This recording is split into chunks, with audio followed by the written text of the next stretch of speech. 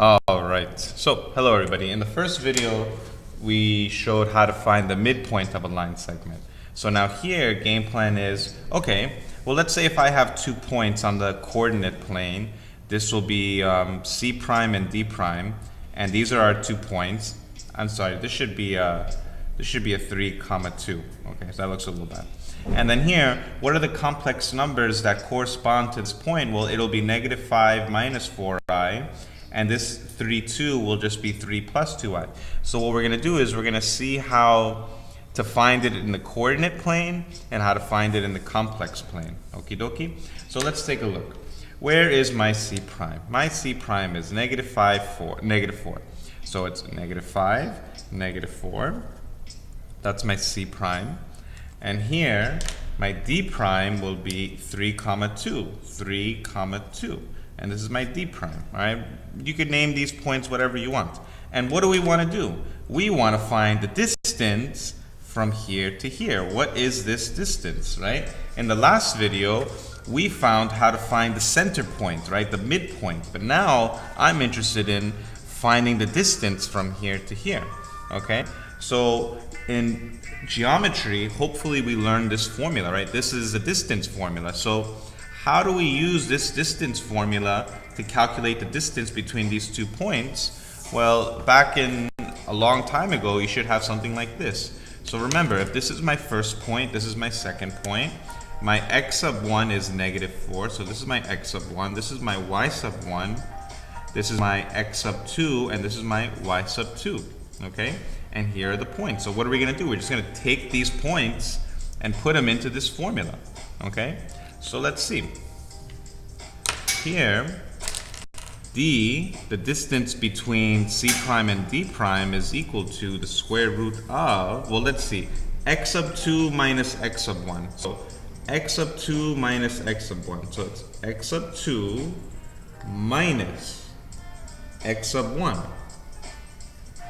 And I'm going to take the whole thing and I'm going to square it. Right? Plus y sub 2 minus y sub 1. Well, what's my y sub 2? It's 2. Minus y sub 1. The common mistake is 3 minus 5. Careful, it's 3 minus a -5. 2 minus a -4. So then D is equal to, what is 3 minus a -5? This should be 3 plus 5. Squared plus 2 minus a -4, this should be 2 plus 4 squared, right? So then D is just equal to 3 plus 5 is 8 squared plus 6 squared.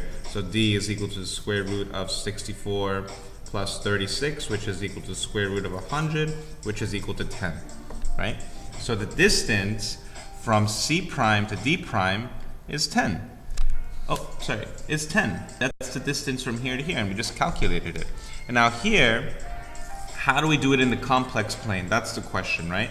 Because in the coordinate plane, we're using this formula, right? But in the complex plane, and this should not say midpoint formula, sorry, this should be a distance formula. What we're gonna do is, we take our, okay, I'm sorry, let's call this A, and let's call this B. Right? Where is my A value? My A value, well, it's the same thing as the C prime, right? It's -5, -4, but as a complex number, it's -5 minus 4i, so it's -5 minus 4i, so that this is my A value. And what's my B value? Well, it's going to be the same as the D prime, right? This is 3, 2, so it's just 3 plus 2i. And notice how these two, they're matching, right? And the question is, what's the distance between these two? And hopefully it's 10, right? Because we just calculated it here that it was 10. Hopefully it'll be 10 over here too. So then how do we actually calculate distance in the complex plane? What we're going to do is we're going to take our A, we're going to take this complex number minus this complex number, then take the modulus of it. Okay? So let's just take a look at this. Here, if I have A, this is my B, and don't forget this formula, right? This is the modulus of Z is equal to this, okay? So then what do we need to do? We need to do a minus b, right? Okay, so let's do a minus b. This is my a, right? This is my b, and let's subtract it. Right? We're going to take these two. We have done this so much. So then this negative 5 minus 4i stays the same.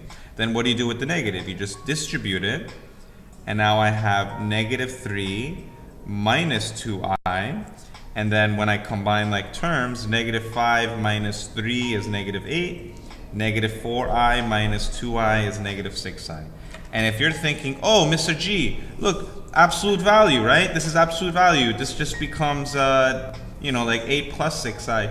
No absolute value, no ABS value. Remember, when we have this symbol, we're talking about taking the modulus, right? So here, remember, to find the distance, you're finding the modulus of the difference of A and B. We take the difference of A and B, and then whatever we get, we take the modulus of this. So if I say take the modulus of this, we just use our very nice formula. Here, what is my A? My A is negative 8. What's my B? Because remember, if I have A plus BI, this is my A. What's my B? My B is negative 6. And what's the formula for modulus? It's right here. So the modulus of negative 8 minus 6i, right? It's what? It's the square root of, what's my A? My A is negative 8, so it's negative 8 squared. So negative 8 squared plus negative 6 squared.